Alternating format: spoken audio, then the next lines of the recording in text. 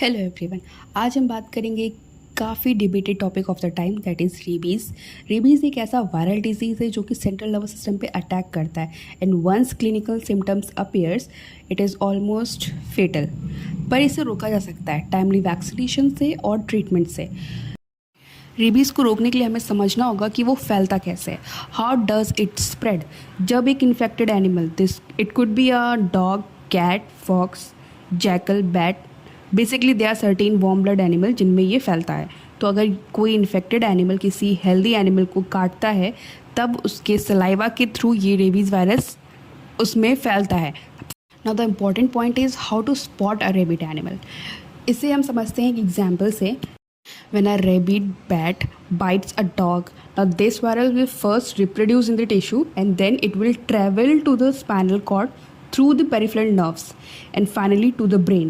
After the virus enters the brain, it spread to the salivary gland and organs. And once it enters the salivary gland, this virus causes excessive drooling in the rabid dogs, ultimately causing hydrophobia. Droolings and spasm neurological symptoms are the second stage clinical signs. And when these clinical symptoms appears, there is no U-turn for the dog and the dog will surely die. Rabies bite severity को 3 categories में categorise किया गया है, category 1, 2 and 3। अब बात करते हैं category 1। Category 1 में you are just touching the animal, कुछ भी और कोई इंटरेक्शन नहीं है, आप खाना भी दे सकते हो और कोई इंटरेक्शन नहीं हुआ है basically. Category 2 is where you are getting a scratch from the rabid animal, या फिर आपके हाथ में वूंड था और सलाइवा, उस रेबिड एनिमल का सलाइवा आपकी वूंड पे लग गया हो, तब वैक्सीनेशन की ज़रूरत है। कैटेगरी 3 सिवियर है, काफ़ी सिवियर है, सिंगल और multiple transdermal bites, then vaccination with proper treatment is required.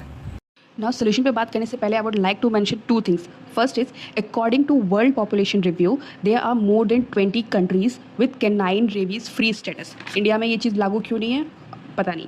And our country still face a significant shortage of veterinary college and veterinary professionals. Basically अगर 2 स्टेप फॉलो कर लिए जाए तो rabies के केसेस काफ़ी कम हो सकते हैं। First is mass dog vaccination. India में ज़्यादातर रेबीज़ के केसेस डॉग या मंकीज़ के थ्रू होते हैं।